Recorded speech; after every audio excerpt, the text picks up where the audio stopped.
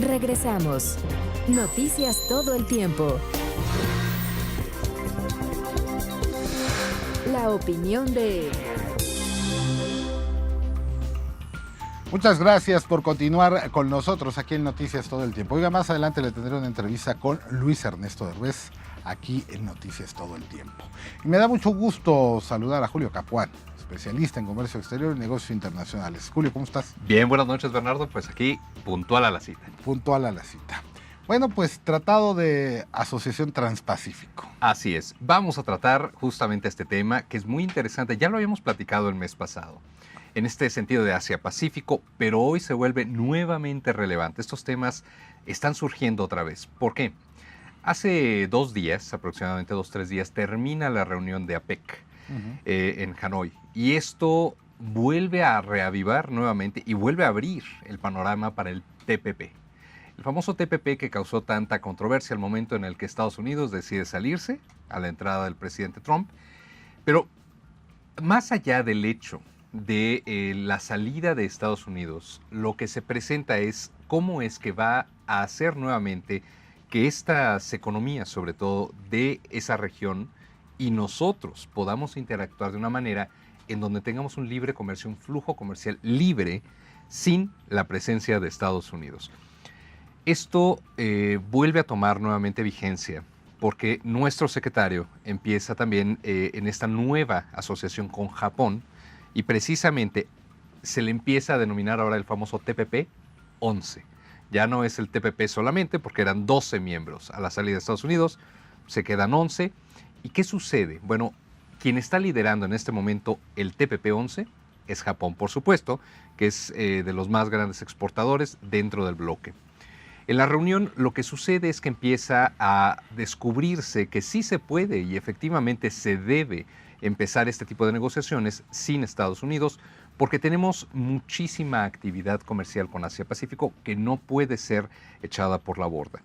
El único detalle aquí es ver cómo es que se van a integrar los nuevos miembros, porque esa es otra. Ahora ya se está abriendo muchísimo más la capacidad para que nuevos miembros, nuevos países puedan incorporarse a la región. A ver, pero no se mantendría, yo recuerdo con el secretario de Economía haber tenido una plática justamente cuando empezó todo este asunto del TPP y si lo presentaban antes, después y todo este asunto.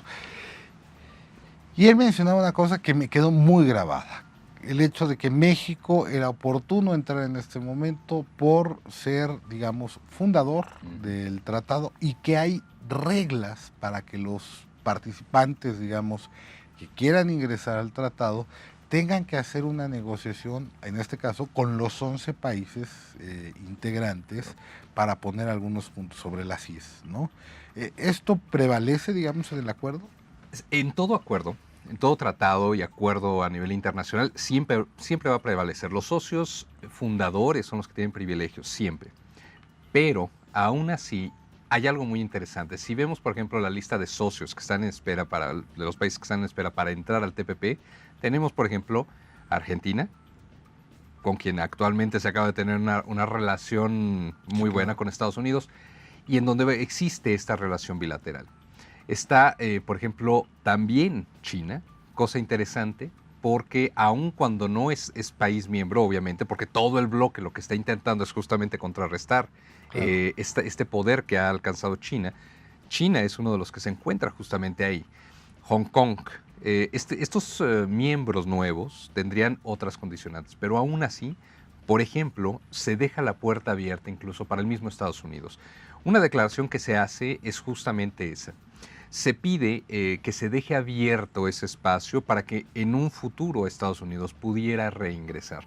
No se sabe y no se determina si como fundador, que realmente no procedería técnicamente, o simplemente como país afiliado, pero se deja esa posibilidad. El secretario, justamente el ministro de Comercio de Estados Unidos que llega a esta reunión de Hanoi, dice no hay vuelta atrás, nosotros no vamos a entrar al TPP. Lo hace muy claro, dice, vamos a tener negociaciones bilaterales. Pero precisamente Japón y México fueron los dos principales impulsores nuevamente de esto. Porque nosotros somos, y eso hay que considerarlo, el tercer país más importante dentro del TPP.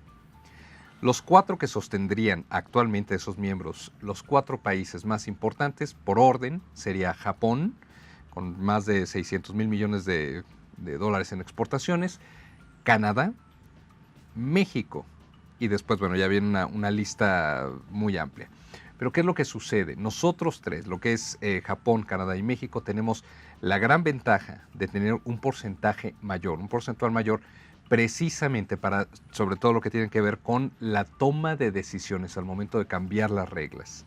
Porque lo que se está queriendo hacer es justamente eso, cambiar las reglas de participación ahora que sale Estados Unidos.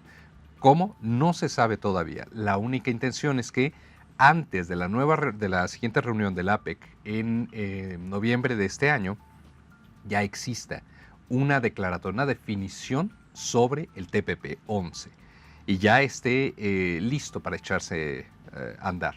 Ahora, aquí hay varios retos, Bernardo.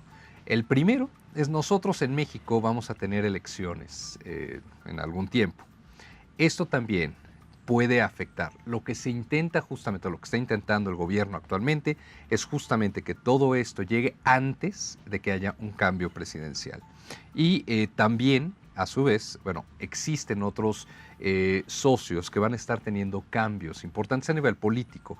Esto también nos puede llegar a afectar a nosotros. Entonces, se quiere concluir, a no más tardar 2018, esté en marcha ya este proyecto. Ahora, también hay algo interesante, hay que hacer la aclaración. Nosotros estamos en 2 procesos simultáneos, Bernardo, o al menos lo vamos a estar. Tratado de Libre Comercio de América del Norte y TPP. Los 2 van a estar siendo negociados al mismo tiempo. Cosa curiosa, porque eso sucedió justamente igual en el momento histórico en el que se crean ambos para nosotros. Nosotros entramos a lo que es APEC en 1993. Y firmamos el Tratado de Libre Comercio en el 92, casi paralelo ahí en ese sentido. APEC justamente empieza a ser una zona importantísima para nosotros desde aquel entonces, pero estas negociaciones que empezaban ya a existir con países de Asia-Pacífico también fueron paralelas y fueron parte fundamental también de la redacción del Tratado de Libre Comercio, Bernardo. ¿Por qué? Lo que se intentaba justamente en aquel entonces era lo que ahora se quiere. Mantener todo un bloque común en América del Norte precisamente para que exista una libertad completa tanto de bienes y servicios. Y no solo eso. Hay 2 cosas que son bien importantes y que se están tomando en cuenta ahora con el TPP. Uno, que es la micro, pequeña y mediana empresa, que es una prioridad para el TPP.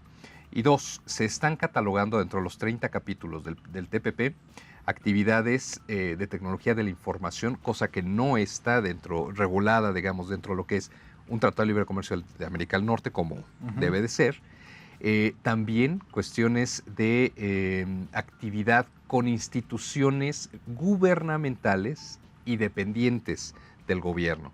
Esto también abre la puerta para muchísimos sectores, precisamente para poder hacer la importación, exportación de productos que sean necesarios. Sector salud, sector seguridad, etcétera. Todo esto también va a ser un gran cambio. Sin Estados Unidos, bueno, a lo mejor sí, seguramente va a ser un desacelere con la idea que teníamos originalmente. Pero aún así, hay mucho que nosotros podemos hacer, sobre todo en micro, pequeña y mediana empresa, ¿verdad? Y obviamente tomarnos de la mano con Canadá para TPP, pues nos va a llevar, digamos, a una relación mucho más madura en términos de posiciones actuales, en términos de visiones actuales, tanto del gobierno canadiense como del gobierno mexicano, frente a un tratado de libre comercio. Me parece que ahí es un mal cálculo, pues, de Donald Trump en esta prisa por renegociar y por echar abajo el Tratado de Libre Comercio, o cuando menos cambiar las condiciones, ¿no? Sí, y hay algo muy interesante también. Nosotros mantuvimos cierto recelo para ver qué es lo que sucedía. Y hasta eso, inteligentemente, nuestro gobierno no reaccionó, no tuvo una reacción inmediata ante la salida, por ejemplo. Sí hubo comentarios, pero no hubo una declaratoria como tal, oficial, no hubo. Y todo esto fue precisamente con la intención de esperar a ver cómo es que se iba dando el asunto. A diferencia, por ejemplo, de nuestro vecino del norte, que sí son decisiones inmediatas, rápidas y muy contundentes. Nosotros esperamos un poquito, vemos cómo se va moviendo la situación y vamos justamente haciendo esto. ¿Tiene futuro TPP? Sí. ¿Tiene futuro una negociación un poco más armada frente al Tratado de Libre Comercio con la experiencia TPP y ya con, digamos, yendo de la mano, digamos, con Canadá? Y obviamente interesante lo que pueda suceder en términos del cambio de reglas del TPP. Así es. Julio Capuano, como siempre, muchísimas gracias. Gracias a ti, Bernardo. Tu El Twitter, por favor. Es @CapuanoJulio. Muchísimas gracias, Julio. Vamos a hacer una pausa. Volvemos. En un momento continuamos. Noticias todo el tiempo.